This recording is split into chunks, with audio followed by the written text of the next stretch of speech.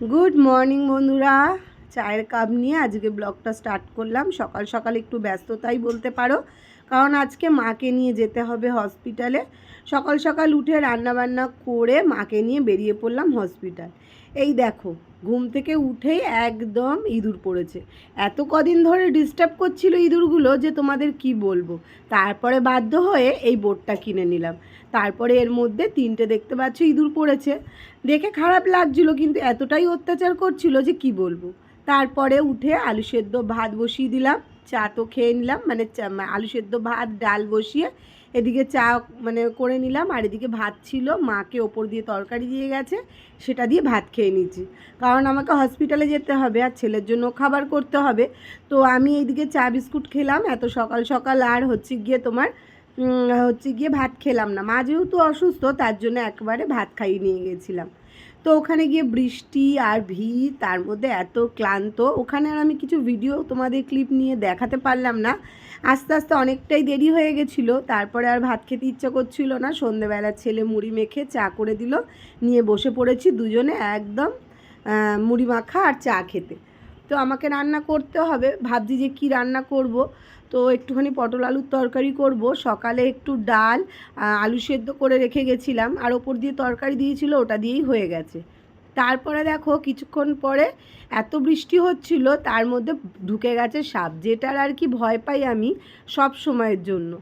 দেখেছোই তো, যারা আগে আমার ভিডিও দেখেছো, যে আমাদের ওই বাড়িতেও কীরকম সাপের উপদ্রব ছিল, তো এখানেও সেটাই হয়েছে। তাই ভাবছি যে পেছন ছাড়ছে না সাপ। তো কাকি বেরিয়েছিল পাম্প বন্ধ করতে, আর দেখছে আমাদের বাথরুমে ঢুকে গেছে।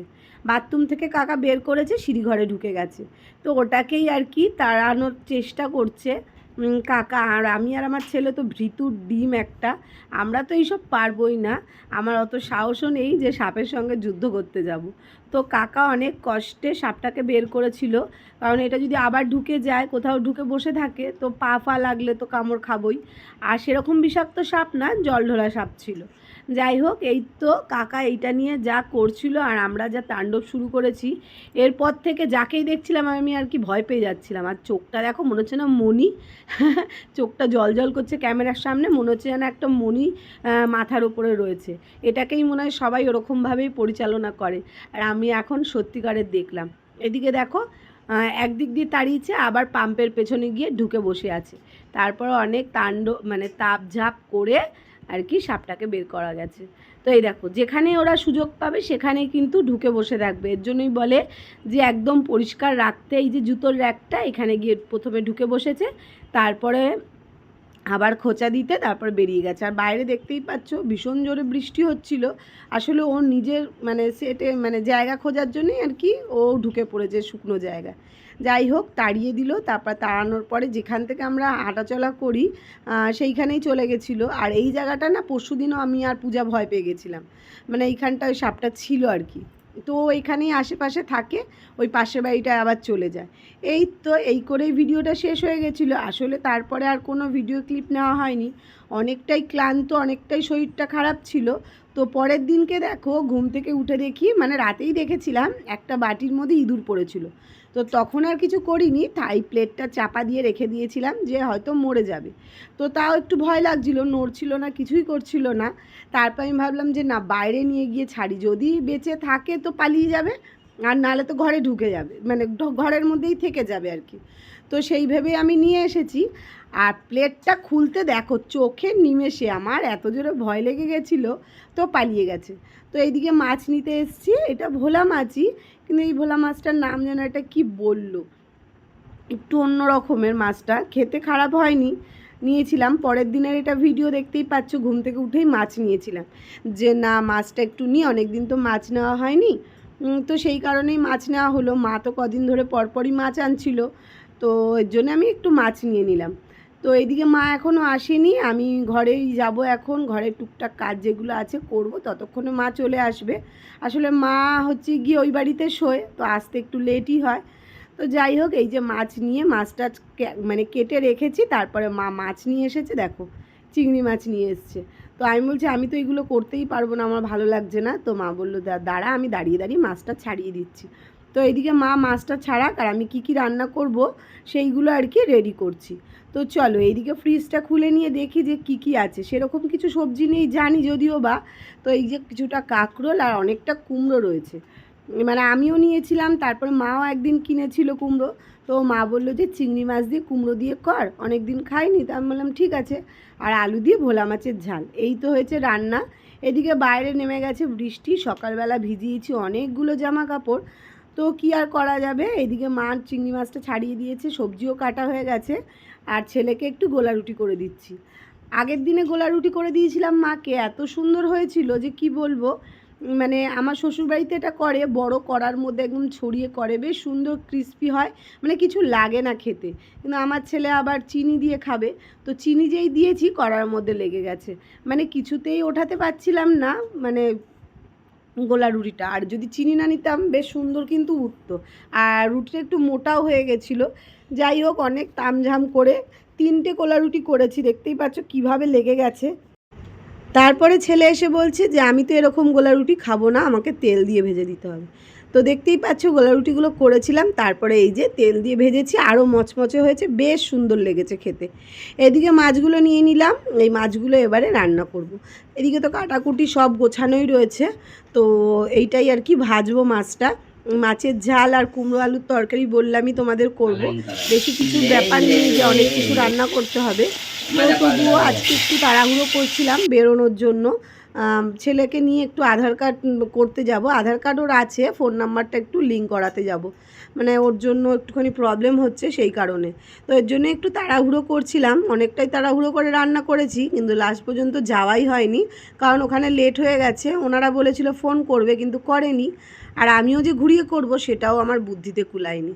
যাই হোক, কাজটা তো হয়নি, কিন্তু এদিকে আমার তাড়াতাড়ি কাজগুলো ঘরের হয়ে গেছিলো। পরশু দিনকে আমি পড়ে গেছিলাম বাড়ির পেছনের দিকটা আর কি, কাকাদের বাড়ি ওখানটা। তো ভেবেছি যে ওই জায়গাটা একটু পরিষ্কার করব, কিন্তু এত বৃষ্টি হচ্ছে জানি না কি করতে পারবো। এদিকে মাছ ভাজাটা তুলে নিচ্ছি, আর মাছের তরকারি তো করবই। তো এইদিকে এই মানে রান্নাও করছি, ঘরের টুকটাক কাজও করছি। আর এই টাইমটা গেছে পাপান হচ্ছে একটু খেলতে, পাপানকে তো যেতেই হবে, আধার কার্ড ওর যখন ঠিক করতে হবে। তো স্কুলেও আর যায়নি, তো বলল যে আমি একটু যাই, তারপরেই নেমে গেছে বৃষ্টি, জানি না ভিজবে কি না। ও যদিও বা ভিজবে না, না বলে তো আর আমাকে ভিজবে না। ও হয়তো দিদা রয়েছে, মা আর কি মায়ের বাড়িতে চলে গেছে, তো ও মানে ওই বাড়িতেই ঢুকে যাবে। এদিকে দেখো একদম পেঁয়াজ দিয়ে আদা দিয়ে একদম কষা কষা করছি তরকারিটা। অনেক দিন পরে এরকম রান্না করছি, কারণ কদিন ধরে তো মানে মা অসুস্থ হওয়া থেকেই আর কি এরকম সেদ্ধ সেদ্ধ তরকারি খেতাম। তো ডাক্তারকে কালকে দেখিয়েছি, ডাক্তার বলেছে যে খেতে পারবে। এদিকে দেখো কত জামা কাপড় ভিজিয়েছি, তো ডাক্তার বলেছে যে হ্যাঁ খেতে পারবে, কম বেশি খেতে পারবে, অসুবিধা হবে না। এদিকে দেখো পুরো সাদা হয়ে গেছে, এত জোরে বৃষ্টি হচ্ছে। ও হ্যাঁ, যেটা বলছি, ডাক্তার বলেছে মানে আগে যেমন আমার মা খেয়ে কিছু হজমই করতে পারতো না, কিছু খেতে পারতো না, এখনই পুরোই অপোজিট হয়ে গেছে। মানে দেখছি যেগুলো দিয়ে দিয়ে ট্রাই করছিলাম যে খেতে পারছে কি না, তো দেখলাম যে না খেতে পারছে। তো ডাক্তারও কালকে বলে দিয়েছে যে না না খেতে পারবে, দেবে, সব কিছুই দেবে, অল্প অল্প দেবে, কিন্তু তেল মশলাটা কমই খাবে একদমই। ঠিক আছে, মাঝে মধ্যে খাওয়া যেতেই পারে। তো এই তো, আর এই যে একটা আলু সেদ্ধ ছিল ঘরে, তো ওটাই আমি কি দিয়ে দিলাম, আগের দিন করেছিলাম না আলু সেদ্ধ ভাত, তো আলু সেদ্ধটা ছিল তাই আলুটা মানে তরকারিতে দিয়ে দিলাম। তো এই তার ওপর দিয়ে এত জলের ঝাপটা আসছে কি বলবো। তরকারি তো আমার হয়ে গেছে, আর এদিকে দেখো আলু কুমড়োর তরকারির জন্য 5 ফোড়ন দিয়ে আলুটা দিয়ে দিয়েছি।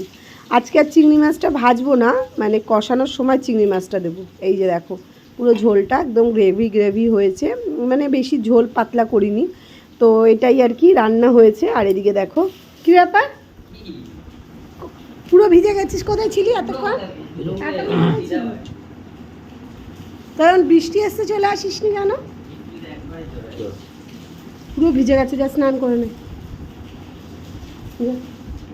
দৌড়ে এসছে তো পুরো একদম ভিজে গেছে। আর এদিকে দেখো কষাচ্ছি, বললাম না আমি চিংড়ি মাছটা ভাজবো না, এর মধ্যেই দিয়েছে বলে কিচ্ছু দিইনি, নুন হলুদ আর একটু জিরের গুঁড়ো আর কাঁচা লঙ্কা তো গোটা গোটা দিয়েছি, আর 2-1টা চিড়ে দিয়েছি। তরকারিটা এত সুন্দর হয়েছিল খেতে যে কি বলবো। এদিকে রান্না বান্না করে চলে গেছিলাম ওই পেছনটা পরিষ্কার করতে, ব্লিচিং পাউডার দিয়ে পরিষ্কার করলাম, নোংরা ফেললাম। আর এইদিকে দেখো মার খাওয়া হয়ে গেছে, মা চলে যাচ্ছে। আর এই যে জামা কাপড়গুলো সব ঘরে মেলে দিয়েছি, সিঁড়ি ঘরে গিয়ে মেলে এসেছি কিছুটা, তো এই তো, আর মা এদিকে খাবারটা বেড়ে রেখেই গেল, ওদের দুজনের খাওয়া হয়ে গেছে। আর এই যে মা বেড়ে রেখে দিয়েছে খাবারটা, এবার আমি খেয়ে নেবো। সিঁদুর পরিনি এখনও, তো ভাবলাম যে সিঁদুরটা পরে নিই, তারপরে খাবারটা খাবো, ঠান্ডা তো হয়েই গেছে। তো চলো ভিডিওটা এখানেই শেষ করে দেবো। তোমাদের কেমন লাগলো অবশ্যই জানিও, দুদিনের ভিডিও একসঙ্গে করে দিলাম। তো আজকেরও ভিডিও করেছি, জানি না কালকে কি ভিডিও দেব।